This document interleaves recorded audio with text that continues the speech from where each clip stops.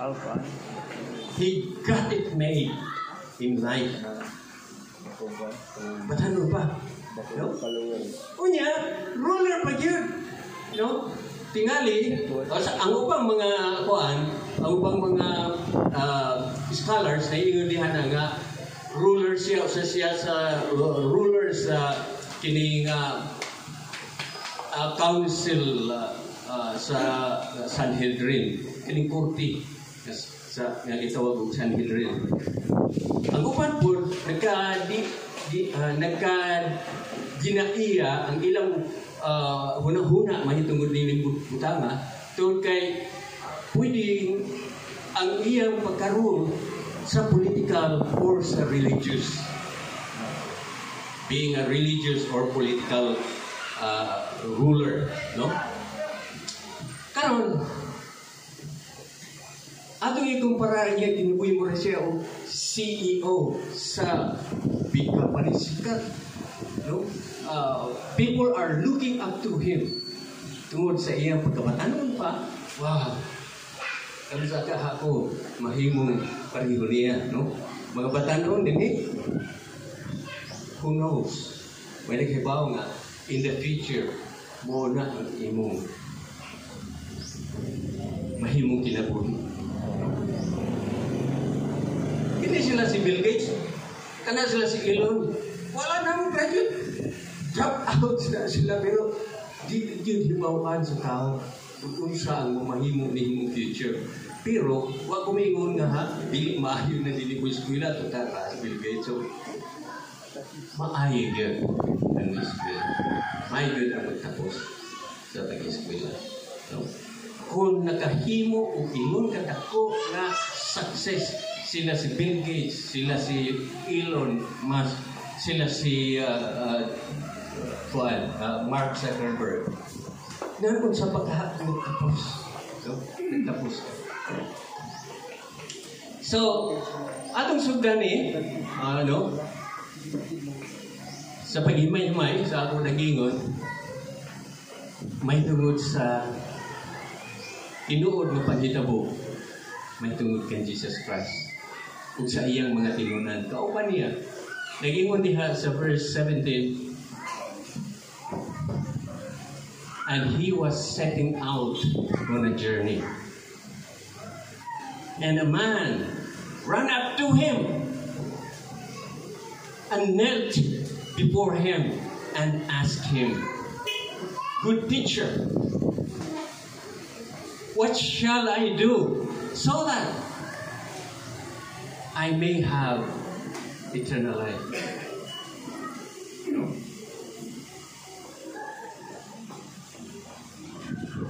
You will not be able to see a rich man running up and kneel before a person, running up to him to meet him. No, dili.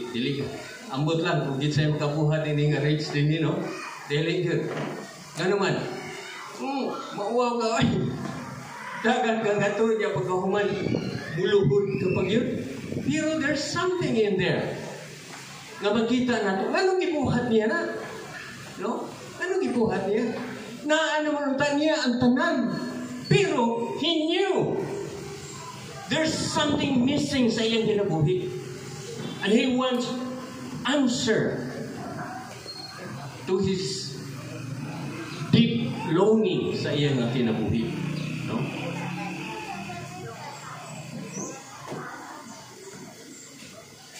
Dato, patanon, ruler, and yet he ran up to Jesus Christ, knelt before him. Humble siya. Humble siya na pagkatao. He came to the right person. Kahibaw siya nga si Jesus Christ ra adunay katubagan sa iyang mga pangutana. Mao nga ningadto siya kay Hesus Kristo. He came to the right person. He humbled himself before Jesus Christ. So si Jesus Christ, nagtanaw niya, no? Na seryoso siya sa iyang dipangutana. Good teacher, what shall I do so that I may inherit the kingdom of God? He came asking for the most important question that a person could ever ask sa iyong kinabuhi, sa entire life ninyo. Maunay pinaka-importante nga pangutana sa imong kinabuhi. Maunay imong pangutana karon. Una ka pangutana karon ba ni anang maong pangutana sa imong kinabuhi? Dato siya, young ruler, and yet iya kini pangutana, dunay kulang sa iyang kinabuhi. No? So gitawag siya ni Jesus Christ. Why do you call me good? No one is good but God alone. Lagi suwayan siya ni Jesus Christ rin, no? Nigrecondize ka ba? Nga ako, Diyos? Kaya there's no one who is good except God alone. Waan niya idumili ito ang pagsulti sa dato nga good teacher. Wa siya mingon. Are you sure? Wa siya mingon. No, I'm not good. No one is good. I'm not good. No? I'm only human being. Kaya pa ang dato nga Diyos siya sa unod. Muna gitawag siya, good teacher. What shall I do so that I will inherit the kingdom of God? Why do you call me good? No one is good but God alone. Yang i-challenge siya, kaya ningingon ko siya doon. What shall I do? Wow! Si Jesus Christ, kaya ba sa iyang kasing-kasing? Oh! Kaya ba kung asa ka parong? Nagtuo ka nga ang pagkamaayo ni mo, mo na'y maghatod ni mo sa langit, mo na'y magkapasud ni mo sa langit. What shall I do? Sugingnan siya ni Jesus Christ.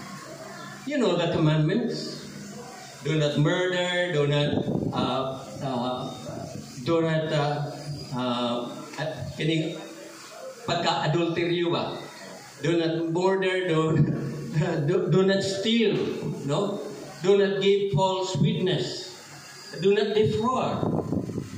Honor your father and mother. Kadaliaran niya yung nakatubag, no? Ingon siya. Gitubag niya hindi si Jesus Christ. He said to Jesus Christ, Teacher, I have kept all these things from my youth. Wow! Makahimog na magtubag anak ng Jesus Christ. No? Gikan sa imong pagkamatngon buot, pila na kahigayon nga ikaw nakapamaka. Pila na kahigayon nga ikaw nakapangawan. Bisan ka may utang. No? Dili na ako i-enumerate pa ang ato nga relationship na to sa uban. Kay he was banking on his relationship, horizontal relationship sa isig kaingon, sa isig katao. So, ito ba kung siya ni Jesus Christ, kung gusto niyo nga musulod sa gingarian sa langit, then himo ani.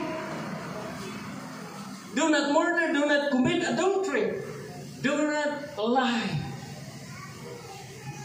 do not give false witness, do not defraud, honor your father and mother. Bagsak na ta. Pero siya, do not murder, check. Do not commit adultery, check.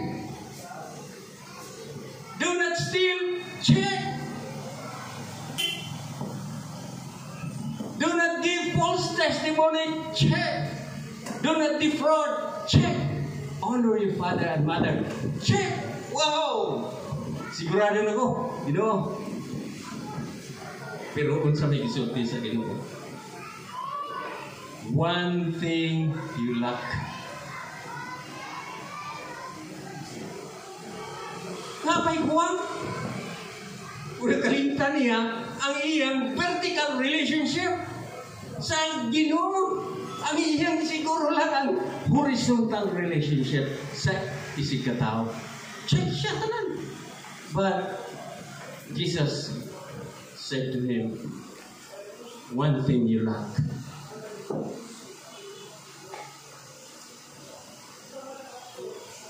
Go and sell all you possess. Give it to the poor. You will have treasure in heaven. Come and follow me.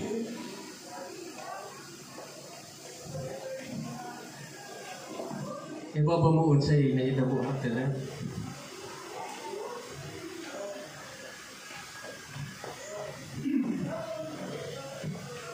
Sa dihang pagkatuhog niya, nadismaya siya.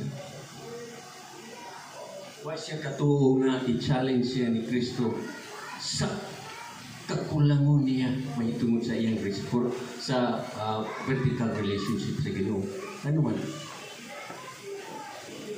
Dato ka challenge niya yung kinabuhi tungod kay daghan siya o tugtangan. Rich siya.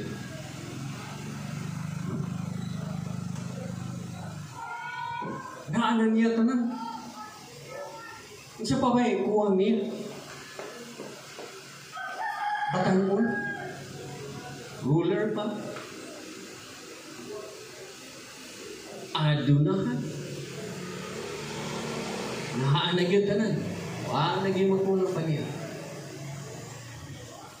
But when he heard these words from Jesus, even the look at Jesus to this rich young ruler, he looked at him with the love of God. Kaybaw siya nga, munay iyang kakulangon sa iyang kinabuhi.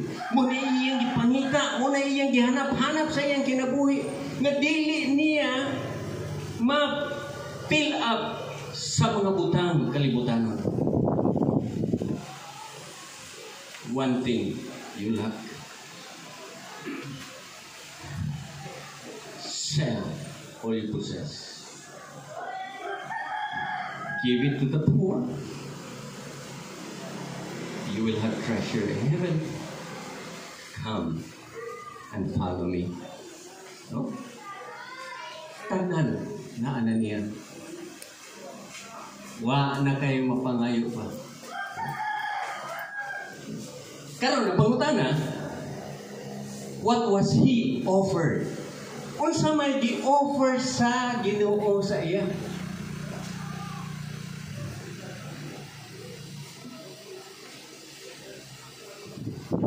Jesus offered him a personal relationship with him. Giingon diha, come. Ang pulong, come. That is an invitation for this person to have personal relationship with him. The offer na ni Kristo kaniya, kay kahibaw si Kristo gumunay ko ang niya. You don't have any relationship with God whatsoever. So, I'm inviting you. Come and have relationship with me. Kung tinuod nga nituo ka na ko nga Diyos ko, then have relationship with me. Pangutana, naa na ba mo ni nga relationship kay Jesus Christ? Imo na ba kini nga naplansa sa imong kinabuhi nga naa na ko'y relationship yun sa Ginoo? O kining relationship nako dili na gyud ni mabugto, dili na gyud ni mawagtang.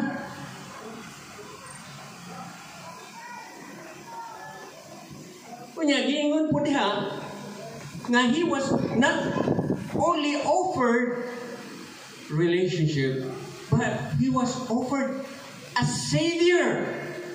Follow me.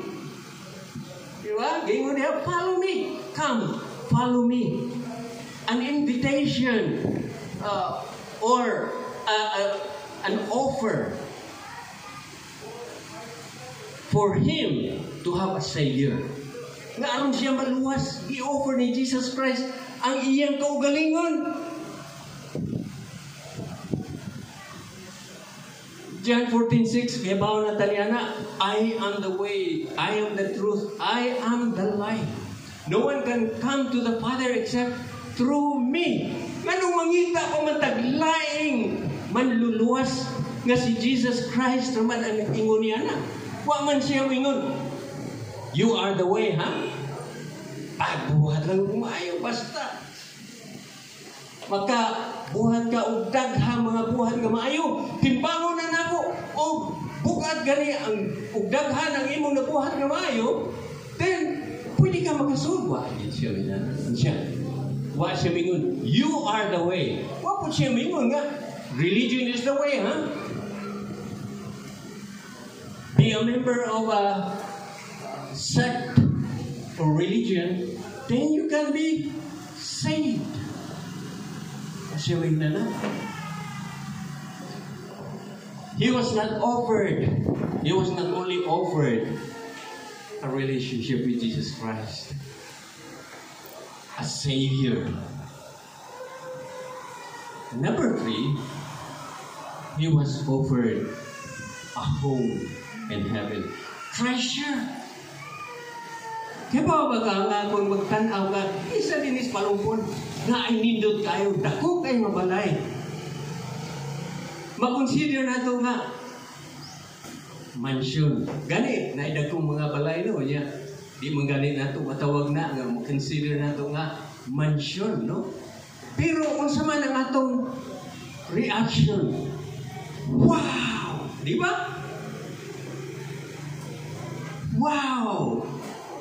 Ito tatag ng design ini, uy. Wow! Dato hasta iya ini, uy. Siguro marino ni. Mga marino din nino. I know. Muna inyong tinguha sa inyong kinabuhi na makabalay yun. Di man na sayop na nga mangandoy ka, mag-dream ka. No? Wow! Gani binuhat sa kamot sa tao ning wow na ta. Kini pa maghagi over ni Jesus Christ, you will have home in heaven. Mubiya ako kaninyo aron pag-andam sa mga balay nga inyong matirhan dito, mansion. Aron sa akong pagbalik, daton ko kamo dito o sa inyo niya na mag-uban na kita. No? Nanon sa pamagaha kung makita ni mo ang hinimo sa mga kamot sa Diyos. Ningwao na ganita sa mga hinimo sa kamot sa mga tao. Nanon sa pamagaha. Gani, di-describe diha sa Revelation nga ang streets are made out of pure gold. Dinhi, pastilan, presyoso na kain na to. Idayan-dayan na to kung unsa. Diri, DSDL, unsa ba? No? Presyoso na to. Pero sa langit diay, tumbanan ra. Hugaw diay na, dito sa langit, streets. Unsa man ang streets na to dinhi? Di ba hugaw, tumbanan na? Dito. Hugaw na na para sa Ginoo. Anyan. Ang mga tao, wagi pagpakabana sa ilang kaugalingon. Ang ilang gihatagan og pagpakabana, kung asa nila ikalubong ang ilang lawas. Nga ini kamatay ni ini, ilubong, madugta, balik sa abog. Di ba? Pero ipangandama na itong maayon eh. Kuhatag St. Peter's, aron di mo problema ang atong pamilya. Maayo mo na. Insurance. Maayo yun na. No? Pero ang labing importante nga pagpangandam, asa ni mo ibutang ang imong kalagong espiritu. Kaya mo man yung mulungtad. Ang lawas, dili man ang mulungtad. What is 70? What is 80? 90? 100? Even 100 years living on this planet Earth. Mahanaw naman yung lawas. Madugta naman yung balik naman yung sa compared to everlasting life, everlasting, no ending. Millions, billions, trillions, gazillion years. What are you investing in your life? Are you investing in this life? Nga mahanaw na, nga mawa na, nga madunot na. Are you investing in something that will last for eternity? Apan, kining rich young ruler, pagkabatiin niya ni anak, one thing you lack, sell all you possess, give to the poor, you will have treasure in heaven. Come, follow me. Gisaaran siya, you will have treasure in heaven. Kining treasure ni mo, ganiya, karong gi-enjoy ni mo, power, prestige, pleasure that life could offer. Wa rani sa akong ihatagan na kanimo. Nalimang kaniya na. Di ba mo daw ito ang offer sa atong Ginoo? Umitalikod siya.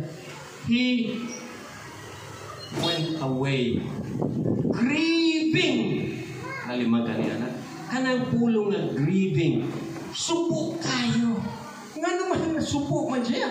Dato siya. Naatanan niya. Grieving. Why? Because he was one who owned much property. Grieving. Tungod kay bawo siya nga niya ng Savior. Nga makahatag na ko katubagan sa akong gipangita. Kaluwasan. Siya na mismo. Apan, dili niya let go ang iyang Ginoo. Sa man ang iyang Ginoo? Kaptanan. Kinsa ang imong Ginoo? Unsa man ka na ang butanga, nga dili nimo ma-let go o i-exchange nimo sa relationship ni Jesus Christ. Unsam kinabutanga nga nakapagdang nimo aron nga mukumit ka sa imong kinabuhi sa pagpangalagad sa Ginoo. Come, an invitation for relationship. Follow me. Challenge sa imong commitment. Mukumit ka ba sa pagsunod ka nako? Di man tingali tampunga nga hudto nimong imong bahandi. Pagbaligya aron iapod-apod sa mga pobre. No. Daghan kayong kagamitan ang kwarta. Dili lamang sa pag-apod-apod sa mga kabos, kundi sa pagpalambo sa buluhaton sa Ginoo. Dako kayo og dream ni nga simbahan. What is it that you are holding on to that you cannot let go? Aron mapalambo ang mga buluhaton dinhi ining lugar. Souls are at stake. Tagahang mo, ingon siya, look at the fields. Look at the harvest fields. They are ripe already for harvest. Pray ye therefore, that the Lord of harvest will send forth laborers to harvest. No? Ang problema, nag-ampo na ba tani anak? Or ito yung ninyo nga wala mo mag-ampo ni anak. Kaya nga naman, kuyaw nga mag-ampo ni anak. Nga naman, ingon siya, pray ye therefore that God will send forth laborers to harvest the field. Kaysa dihang magsugod ka na og ampo, ikaw may gipadala sa Ginoo. Ikaw na. Kung naagi pagbati sa mga tao, katawhan sa kalibutan nga wala pa'y Kristo sa ilang kinabuhi, sa dihang magsugod ka na ampo, panidi. Kung dili ba, di ka pakatugo ni anak, dili ka mo sangyaw sa pulong sa Gideon ngadto sa mga nangawala. Pray ye therefore that God would send forth laborers. Ikaw na ang laborer nga gitinguhan ni Jesus Christ nga mo'y mo harvest dining ripe nga fields. So, ingon ang mga disipulo. Kung mauho na, sa 23 nila, kung mauho na, kaniingon man si Jesus Christ pagbiya sa dato, no? Fell grieving, for he was one who owned much property. So ingon si Jesus Christ, look, it is easier for a camel to go through the eye of a needle than for a rich man to inherit the kingdom of God. Wow! Ingon ang mga disipulo. Wow! Imposible na! Naabay camel na makalusot sa dagong sa karayong. Tanaw rin ng dagong sa karayong. Posible na! Magpalusot ni mo. Maglisod mo ganit palusot sa tanon. No? Lapin ako. Lisod mo ganit pasulot sa tanon nga to sa dago. Nanunsa pa baka sa camel nga mulusot sa eye of the needle. So yun mga disipulo, that's impossible. Pero sa gisulti sa Ginoo kanila, with human understanding, it is impossible. But with God, nothing is impossible. So, butuon mo na anak nga makalusot ang camel. Ato palusot ha? Oh, palusot na ito ang camel ha? Kining word needle of an eye of the needle, usa kini kaganghaan dito sa Israel. Oh, ang camel dili gyud makasudit tungod sa iyang pagkadako. Taas siya, unya gikargahan pa siya sa ilang amo og mga merchandise. Puno, kargado sila. So unsaon nimo? Keep up man kayo ang lungga sa pagsulod sa Jerusalem. Muna gingon ni Jesus Christ nga, it is impossible for a rich man to enter the kingdom of God than for a camel to go through the eye of the needle. Saan man di pagsud? Imposible man gihapon na Ginoo. Ingon magani ang mga disipulo, imposible gihapon Ginoo. Posible. Nga naman, in order for the camel to get through the needle, tangtangan siya sa iyang karga. No? I-remove ng tanang mga kargamento sa camel. unsa ang mga kargamento ninyo sa kinabuhi? Unsa na mga kargamento ninyo nga nakapaulang sa inyong relationship sa Ginoo? Muna'y angay ninyo nga tangtangon. Muna'y angay ninyo isalikway. Posible ba? Dili gihapon. Ingon yun ang mga disipulo. Dili Ginoo. Kadako na nagkamay, kataas na nagkamay. Nya, gipot rin eye of the needle. Ganghaan. Unsa man di ibuhaton. Unsa may ibuhat niya kay Jesus Christ. He ran up to him and knelt before him. Humble siya, dato siya, ruler siya, young siya, and yet he humbled himself before Jesus Christ. Mao diay na ang gikinahanglan sa usa ka camel aron pagsulod mupiko sa iyang tiil aron nga mapaigo siya sa ganghaan. Naabay kinahanglan nga pikon ninyo karon diha sa atubangan sa Ginoo. Ang inyong pagkagahi tingali sa inyong pagtuo diha kang Ginoong sa Kristo. Unya na. Busy pa ko. Kinahanglan mapiko na. Ang inyong pagtuo, you're banking on your religion. That could save you. You're banking on yourself.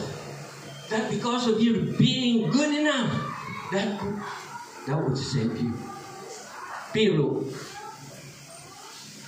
dili man mao ang pamaagi sa Ginoo.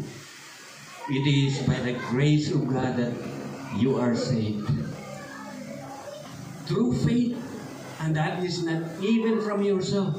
It is God's gift to you, so that you will not boast. Wa gitay kapasigar ko nga sa Ginoo. Ini atubang na to si Ginoo. Hani ako sa langit Ginoo tungod sa akong pagkamaayo, tungod sa daghan akong nahimong nga buhat. Ano man tong gibuhat ni Jesus Christ kapag pagkamatay alang kanimo nulo to kung kahibaw lang ang Dios nga masave ang imong kaugalingon nganong pantuson pa man niya iyang buktong anak sa kamatayon sa krus. Kung kaya man diay nato ang pagluwas sa atong kaugalingon. To go through the eye of the needle, you have to remove all the sin that entangles us. Empty yourself and fill yourself with the love of Jesus Christ. Then honor Him. Humble yourself. You cannot save yourself but Jesus Christ. He's the one who paid the penalty. Dili ikaw ang nalansang dito. Si Jesus Christ.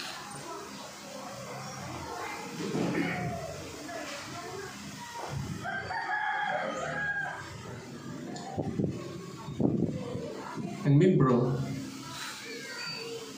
no? Dali siya padala sa $10,000. Wow! Tawag siya na ako, Pastor! Masulbat na yun itong problema. Masaman, pagpalit o gyuta sa TBC Rodeo, wapaminete si Bahan. Pero, gidam ko na mo na makaangkon kay ang mga Filipino churches dito, walay simbahan. Gusto na mo nga mahimo ming catalyst or mahimo ming sumbanan sa tanang mga kasimbahanan nga Filipino. Aron nga musunod sila. Ngayon is Ginoo, atagi mi. Sulpad na ang problema na to, Pastor Benny. Nga naman, na ako'y magkubra nga insurance sa akong pamilya.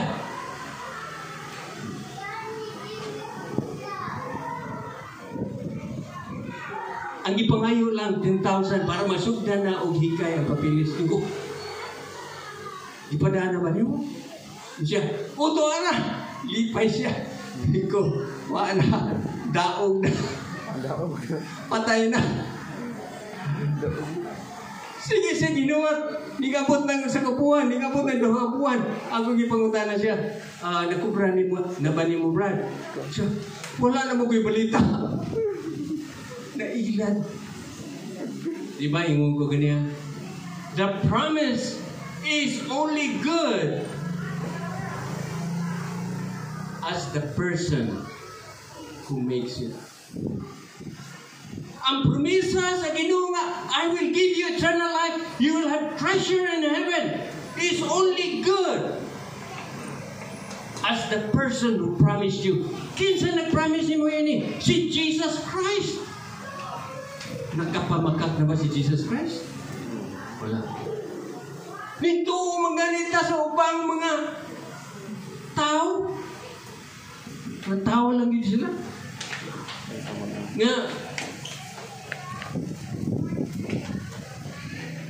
swindler, no? Di ay ito. Gi-exchange niya ang $10,000 for nothing. Ano man na inyong buhaton karon? You will just exchange your life for nothing. Exchange it with pleasure that this earth could give you. Pleasure, power, prestige. For a life that will last for eternity. For the enjoyment that you will have together with our Lord and Savior Jesus Christ. To have a home in heaven. To enjoy life in heaven. Wala tayo bahay din sa kalibutan. Pasalamat. Bahay na ito dahil gubaon. Pasalamat din, Ginoo. Nahigian namin siya. No? At turatamag. Sana yung giingon nila. Adto na lang tamang pinikatay ko, no? Sa langit. O, dinhi. Usog ka kayo mo. Tama yun ako. Pero adto na lang tamang pinikitay ko, no? Sana? Pikatay. Adto na lang tamang pinikatay. Ha? Pinakatay? Pinikatay. At na lang tayo magpinikatay sa langit. At doon tayo dito magdaog. Mau ba na ang imong naasa yung kasing-kasing karon? Nangandoy ka nga. Imong buhungon ang imong kaugalingon sa mga butang yung tanong nga mahanaw lang. Or imong gibuhong ang imong kaugalingon sa mga espiritual nga mga angay nga imong buhaton aron nga mutubo mulambo ang imong espirituhanon nga pagtuo sa Ginoo ug mulambo ang buluhaton ni ining lugar. What is it that you are investing your life? Are you investing in life that will not last forever? Or will you invest in something that will last for eternity? I hope nga you will bring home with you kining mao nga mensahe nga maka-screamindar ka tinuod, no?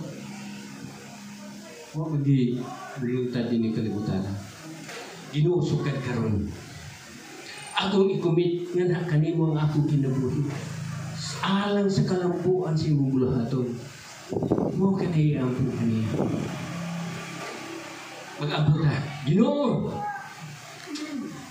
you have offered me to have your relationship with you. You have offered me a Savior through your Son Jesus Christ. You have prepared a place for me in heaven, a mansion where I could enjoy for all throughout eternity.